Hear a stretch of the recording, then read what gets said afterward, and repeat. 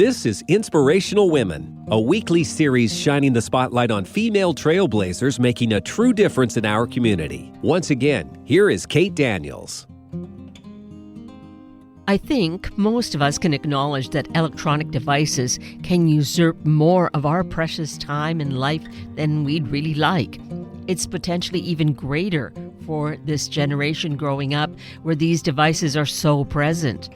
Aida Salazar is an award-winning author and arts activist whose writing for adults and children explores the issues of identity and social justice. Aida joins us to talk about her newest book, Stream, which can be a great way for parents and their kids, teachers, and all those who care about kids to have an open and honest conversation. Aida Salazar, good morning, and thank you so greatly for being with us today. Thank you. It's such a pleasure to be here, Kate. Well, it's my pleasure to meet you. I can't believe with all the prolific writing that you do that this is the first time that we're actually having a chance to have a conversation, but I'm glad that it is happening. And with this amazing new book that's coming out very, very soon, Stream, about two young teenagers just getting ready to launch into high school. And this book coming out in summertime, I think, is just a perfect time for middle schoolers, for high schoolers to be able to get into it and to really read a great story with a really critical message. True? Yes, it is absolutely true. This is a good time to pick up this book, Stream, because it is about what happens when you spend the summer digitally detoxing and reconnecting. So yes. Yes. So use the summer, but it has such a broad message in terms of, yes, putting down those devices and to actually, you really take us so deeply into the lives of these two main characters where their phones, their tablets are just so critically central to their life. And I think a lot of young people, older people too, could identify with that. Yeah.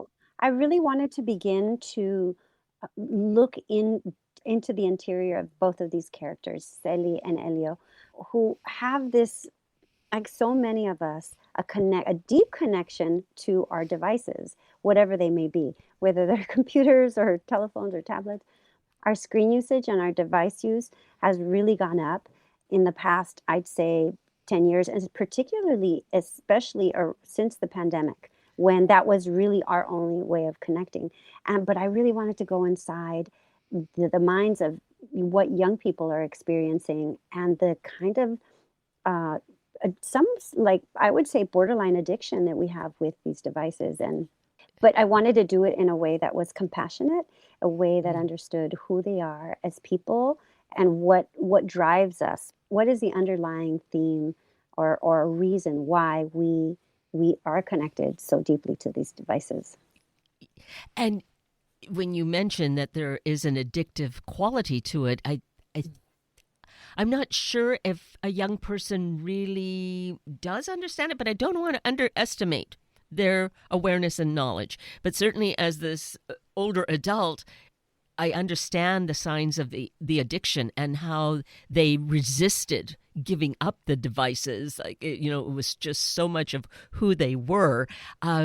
So I think bringing that to the forefront, because it really is an issue that we're facing in our society, and the way that you then counterbalance how the parents deal with it, which I admired, and I hope that all parents could be that strong and have a method of being able to get their young people into a different culture, into a different situation to disconnect from the electronics.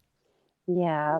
I think that a lot of us are actually adults and children alike. I mean, you kind of said so in your previous question, but yeah, adults and young people, we have this connection to these screens in a way that's not the healthiest right now. And the parents, they took kind of an extreme independently, right? Independently, yes. They took an extreme position to remove the devices altogether and send them to a place that was off the grid in a rural countryside where with no running water, no electricity, and to kind of reconnect, because the parents in this story were raised without the internet. They were raised without screens, and they know the value in kind of touching ground, as the father says. One of the fathers says, you have to go back and touch ground and remember where you're from. And so this seems kind of like very severe, but in the end, that little bit of tough love went a long way, I think. Oh, a very long way, I think, Mhm. as we find out through the story. And you develop it so beautifully. It's so natural. And it just, sometimes stories could feel contrived, and there's none of that. It just evolves. And yes, their parallel situations and coming together, it just weaves together so beautifully, which makes me wonder about, you write this book in verse, Mhm. and which is interesting to me. I have not read many books that are like this. What was your reason for doing it in this style? Mhm. So I'm a poet. I'll start Okay. there. I'm a poet, so this form comes very naturally to me because I'm also a storyteller. Mm. And so my first book and all of my novels, in fact, have been in verse. So I that's the form in which I write. Uh, and I adore it because on some level, we have to actually tell the story with a beginning, middle, and end.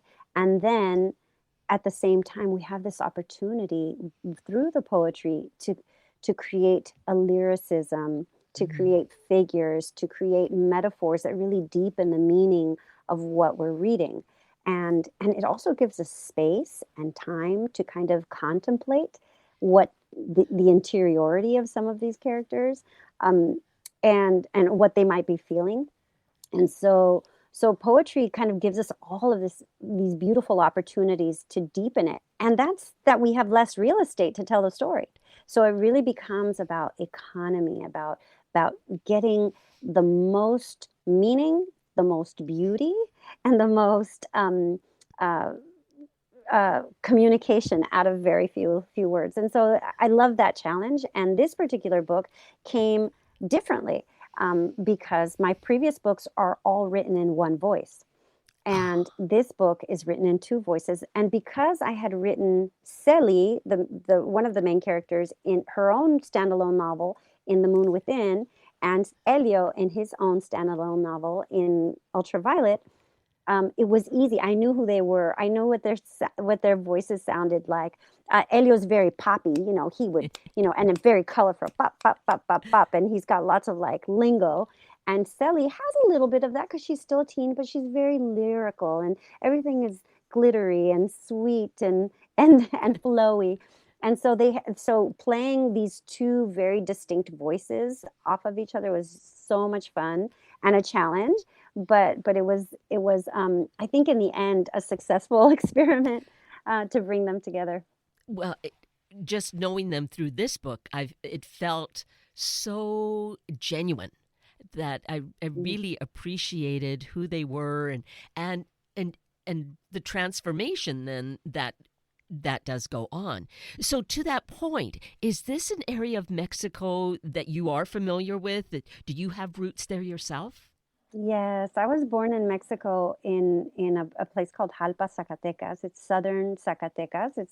It's a central state, and my the indigenous people there are no longer, officially recognized as a tribe, but the roots are Kashkan, which is the original peoples there, and that's my lineage as well. So I wanted to put them in this place. It's somewhat fictionalized. Atoyac is a city, but it's not in Zacatecas where I've placed this. So yeah, there's a lot there, and I recently was um, there to see the place at Rancho where my mother was born, and my friend who took me there, he said, "How does it feel to be walking in the place where your mother's umbilical cord and your grandmother's and great grandparents' umbilical cord was buried?" And I was just like, it was such a beautiful experience because I felt so rooted to that land and to my lineage. Um, and and in Mexico, this practice of bearing the umbilical cord happens right after birth, and it basically ties you to the land forever. Oh, And they usually bury the umbilical cord right and the placenta right under a tree. And so the trees and the land are part of you, and you're returning in some ways. Part of you is returning to that space.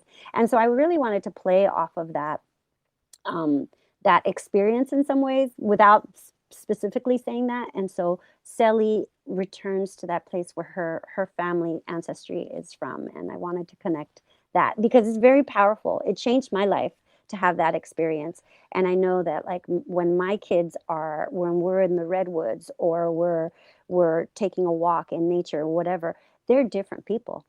And hmm. I feel like they're more of who they really are than when they're like faces in the screen, So, Well, and thank you for sharing that part of it because as I read that in the book, in Stream, about the umbilical cord and the placenta being buried, I thought, oh, isn't that interesting?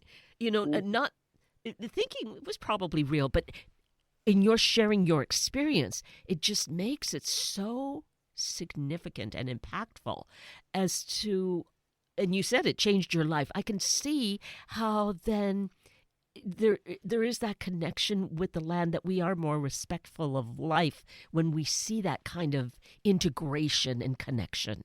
yeah, yeah. There is the ability for us to slow down because when we're on our screens, information is coming at us at such a high rate, and never in the history of humanity have we as humans had to deal with this. And now, when we think about a developing brain, young people, what they're having to do is, or how they're having to manage rather, this intense uh, onslaught of information.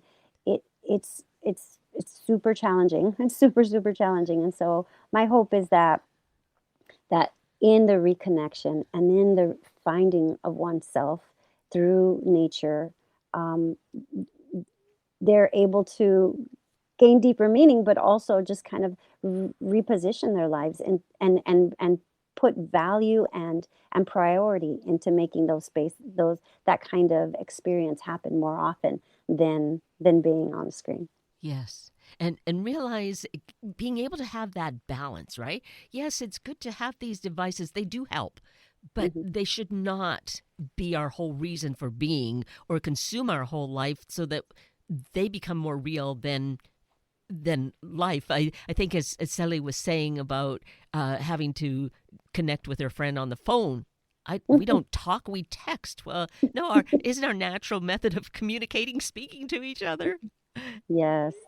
Yeah, that's one of the kind of more fascinating things about young people. I think that this Gen Z and Gen Alpha who and millennials to many degrees that they don't call on the phone. Gen X and boomers, we talk on the phone because that's the way that we did.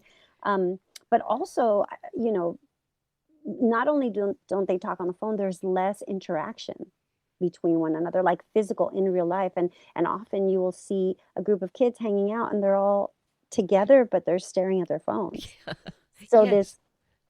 this kind of this idea of having to put these characters in this crucible in some ways where they have to look at one another and they have to experience another person's um, you know point of view and have dialogue because we are social beings, and that right now what we've translated into social time has been online versus being in real life. And I hope, and I think that the pandemic had a lot to do with kind of Yeah. exacerbating that because, without that connection online, so many of us were feeling tremendously isolated, right? Hmm. And so on some level, it was our lifeline. But now that we don't really need to, we can really be with one another. It's I think it's good to kind of push ourselves to try and reconnect in real life. Yes, absolutely. Which is, I think, part of the struggle that goes on. That there was a part of during the pandemic of remote working that people began to actually like that piece of it. And yes, there were some good things. We saved on commute time, but if we lost that person to person connection in workspaces or in social spaces, then that was I I don't regard that as having been a positive part of it. And Hmm. and certainly for kids, because they did school online, that really, was a put them on a different trajectory. Hmm. Yeah, it Mm. made them more dependent on the screens, Yeah. and dependent, and also that's how they learn to socialize. Yes. Yes. Hmm. Yeah. Hmm. And so rewiring that kind of learning to say, hey, wait a minute, there's people and there are streams and there are mountains and there are communities and cultural experiences that we can have outside of the screen. I think that's what I was kind of aiming for, and I think it's really important. And I feel that you were really achieving it because it wasn't some magic thing like parents just taking those phones away and sending the kids off to day camp or something. No, this immersion, I think that real connection, not everybody can necessarily do that, but it's something to see as what we aim for, to take that time to have an immersion experience. And it's not instantaneous either, and I think that's where stream is so realistic in that way of Hmm. not saying here was this magic wand. No, it took time to really disconnect and integrate into a new life. Yeah, there. I really try to be compassionate Hmm.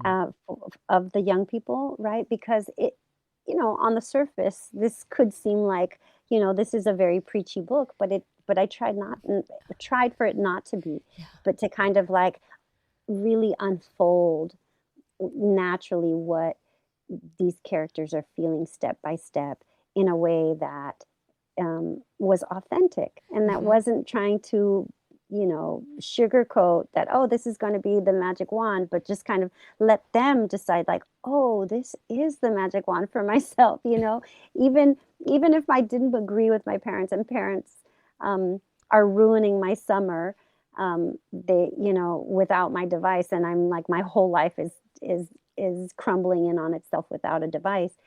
it I wanted them to kind of just experience the grief of that, but then also rediscover and know, like, oh, wait a minute, there might be something to this in real life experience that I didn't see before. Yes. And And that's the thing that really the our world is crying for, because, and it's not necessarily really just the devices, but just the disregard for nature, for our planet, for this Mm. home. It's not disposable. It's not something we can just decide, oh, we'll have a new planet. Well, I think the planet will do well without us, actually. So the thing is, though, if we want to be here, to find out how it is that we live in harmony. Yeah, absolutely. There are so many different ways, right? This is, in retrospect, after having written the book, I think, well, maybe one of the parents could have been a little nicer, or, they could have done other things. But, but yeah, it almost needed this kind of extreme measure for them to kind of to get them to a place where they could realize that for themselves. And I never felt it was extreme. I thought that it was lovely that it they had that natural kind of solution, if you will, that there was family where they could send these kids to find their roots, to have that experience. Never thinking of it as being mean. The parents really felt very loving. I know kids don't see that as loving. I mean, we think Yeah. that we're being persecuted when parents treat us that way, but no, I it felt very natural to me. Oh, good, good. I'm happy to hear that. I mean, it's something that I struggle with my own children, right? Like, having to be, my son just graduated high school, Wow. And he was the inspiration behind Elio, the character in Ultraviolet. And so this is kind of a little bit of a conversation that got pulled in from him as well, which is that, we talked about it being a distraction. He knew what he had to do. He knew he had to complete this assignment or that assignment and needed to prepare for this, that, or the other, but he was very distracted by the phone. And so we would ask him, just put it in the other room. And then he would, and it would get he would get a lot more done. But he fought it. He'd say, "No, I'm not distracted." And then 5 minutes later, he's going for the phone, and I walk in. I'm like, "Hey, what happened?" Right? So it was kids should be allowed to make mistakes, right? And they should be allowed to learn. I know that I sometimes struggle, I'll be on the phone and go "Oh my God, I've spent half hour on this or an hour on this phone and I can't I've lost an hour Yes. of critical time." I actually saw something the other day on it was a graph of a TED talk or something. This guy was showing all of the time that we spend sleeping, the time that we spend at work, the time that we spend, and then all of these months. It was graphed in months, and all of the months that we have leisurely. But now with the internet, almost all of it is taken up. All of our free time is taken up by the internet, and so. That was very alarming to me, and oh wow, this is more serious than I thought. And but I think that there's hope. I think that there's a movement now. There are a lot of kids and young people who are doing craft nights, and they're doing events that are, you know, that are really kind of creating experiences for them, especially in the area where I'm from in Oakland. Kids are reading together. There are book clubs. They're like the New York Public Library the other night had this big event in the evening, and they took over the entire huge New York Public Library with events, and it was all book related, and people will get together and just read together. And it's just, so I think there are movements, and people are realizing I really need to reassess what I'm doing for their own well-being. Yes. Yes. And it starts kind of like a ripple effect. Seeing that happen in a library, others hear about it and start their own little group. So it's hopeful. Yeah. We have to be. We have Yes. to be. We have no option. We cannot fall into despair because it's very easy, especially given the wars that we're seeing and the injustice that we're seeing against our immigrant communities and so many other spaces in the world that are feeling the devastation, and the planet, of course. It's easy to be overwhelmed by the feelings of intensity and injustice in the world. However, our antidote and our only real savior is ourselves, and our remembering who we are in connection and in cohesion with one another and connection to the earth. So I believe that, and that was hopefully what some of the message that comes from Stream. Yes. I think that connection, certainly to our planet home, to our Mother Earth, comes through. And to your point of, remaining hopeful and being true to who we are, it makes me think of a quote from I read some time ago that all it takes for evil to take over is for one good person to do nothing. And so I think, that gives me hope. It's like we cannot give in. Even I am one, but I can do something. And if there are many ones, that adds up. So, there's that ripple effect again, creating what is needed, what is good. Sure, certainly. Yeah. In the dedication in Stream, I wrote for my Luna Lina, which is my daughter, and my son MJ, and the brilliant young spirits of your generation. May your hearts always remember your source. And I hope that's what they do, and us, our source being one another, and our source being Mother Earth. Yes. Well, it is so beautiful what you have written. I love this book. It's coming out here in just a couple of days. Yes, Right. It is. It's coming out on June 2nd, Tuesday, June 2nd. And we just got a nice review in the New York Times. So I'm really excited about that too. Yeah, so congratulations on that. That's big kudos because that's significant for sure. So we check all our local book sources, your brick and mortar stores, and find a copy of Stream. Yeah, you can buy it anywhere books are sold. And maybe this would become the source. Kids get together, they're going to read it, and then they get together for a book club conversation. That would be so great fun for the summer. Absolutely. It is a fun summer read, for sure. And we should mention your website, which is your name, right? AidaSalazar.com. Mm-hmm. And you have written so much. And one of the things that really caught my eye were these board books that you have for young kiddos. My Living World. So again, you're planting those seeds early. One of the most heartbreaking things I see sometimes if I'm on the bus is a young mother putting her phone in a child's lap to kind of keep them quiet. It's like, oh no, this is starting too young. Here, My Living World, having a board book, they're hardy. You can put that in their hands and it's definitely going to be much more educational and comforting in the long run. Yeah, there's so many studies that have come out actually on the harms that children experience neurologically when they get exposed to screens too early. So that's a very heartbreaking thing that I see also a lot. And yes, My Living World series, it starts with When Moon Blooms, and the second one is When Water Flows, and the third book is When Sun Rises.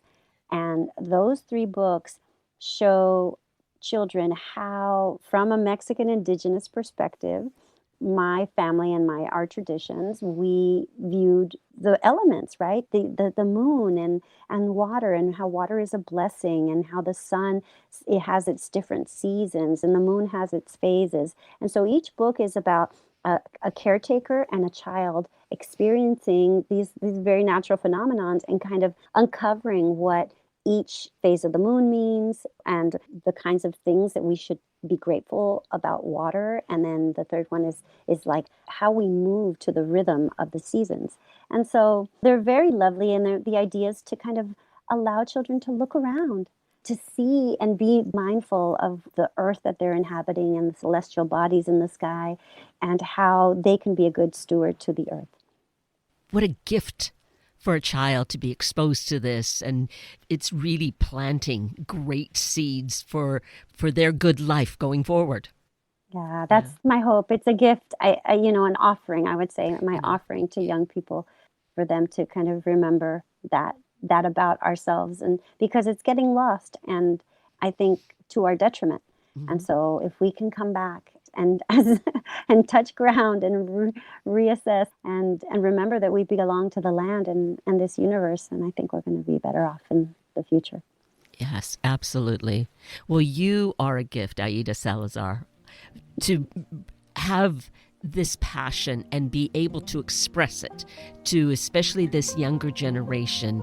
We're blessed that you are part of our world and that you bring this to us. So that's so kind. Thank you so much. It means a lot. Thank you so much, Kate. Well, thank you. I've appreciated your work, and I wish you continued success and look forward to potentially another conversation.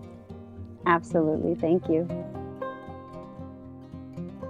Thank you for being here this morning to meet these special guests, doing their part to make life just a little bit better for each of us.